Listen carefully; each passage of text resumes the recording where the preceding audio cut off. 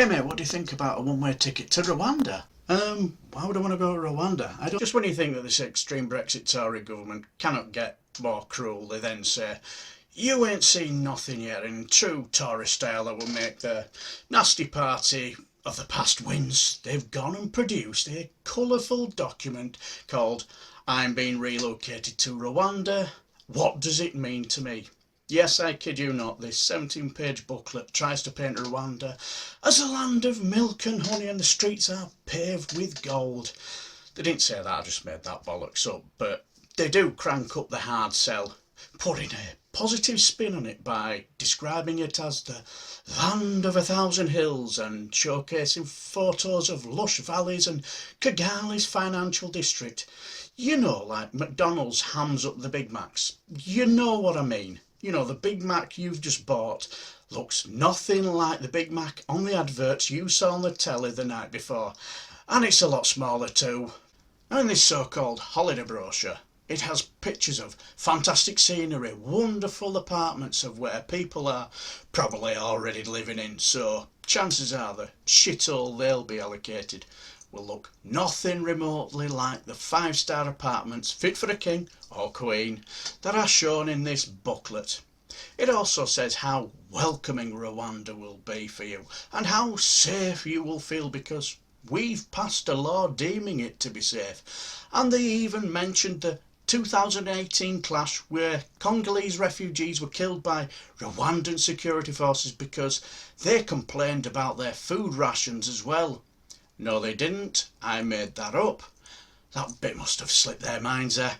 Easy mistake to make. I do it all the time.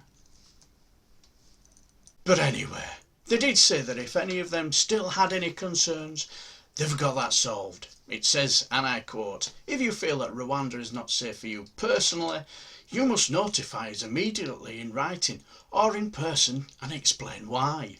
Where any letter you send to us, we'll just play target practice with it with the bin. They even remembered to mention a significant UK Supreme Court ruling from November that highlighted real risks for asylum seekers in Rwanda, including the potential misassessment of their claims and could be then sent to their place of origin to face prosecution and risk of persecution too. No, they didn't. I'm just being satirical. That bit again seemed to have disappeared from their minds again. Maybe they need to see a quack for that amnesia. But anyway, they're not all bad, I suppose, because they did put in a disclaimer saying, and I quote, this information is provided as a general guide and may be subject to change at any time with little or no notice. It's a bit late when you're already there though, isn't it? There have been legal challenges to the Home Office from the likes of Asylum Aid, who say that the Safety of Rwanda Asylum and Immigration Act might have the Home Office unlawfully preventing those seeking asylum from being allowed to enter the asylum system and could also lead to the Home Office not considering the individual's risks as well. Alison Pickup, the charity's executive director, said, and I quote, the government has made clear that it is determined to act quickly, as we have already seen the Home Office carrying out forcible detentions. The panic this causes is made worse by the limited capacity to provide high quality legal representation in the legal aid and charity sector. We have brought forward this legal action to ensure that the Home Office properly considers any individual cases against removal to Rwanda. There's also going to be a High Court challenge going to be heard in the first week in June by the FDA union, as well as the union representing the civil service, due to the fact that its members might be asked or probably demanded to ignore a court order from the ECHR. Now, the senior policy officer from the refugee organisation JRS UK, Sophie Cartwright, didn't mince her words with this government's performative cruelty by saying, and I quote, this is a pathetic attempt to repackage a flagrant violation of people's human rights and the dismantling of the UK's asylum system.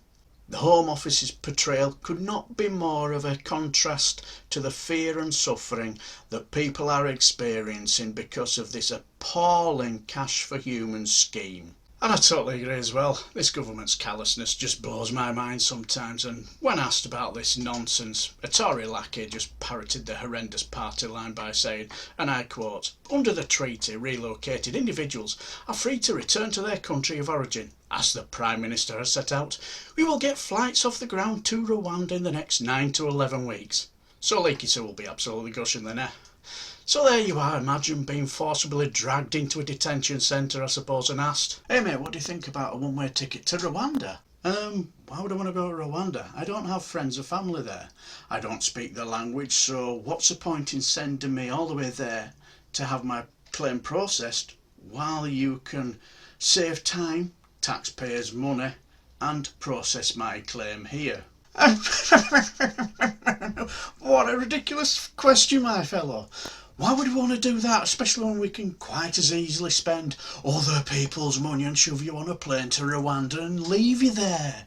Now, if you're still unconvinced about Rwanda, read this booklet showing you places that you'll probably never see or live in, and maybe you should start by learning the language as well.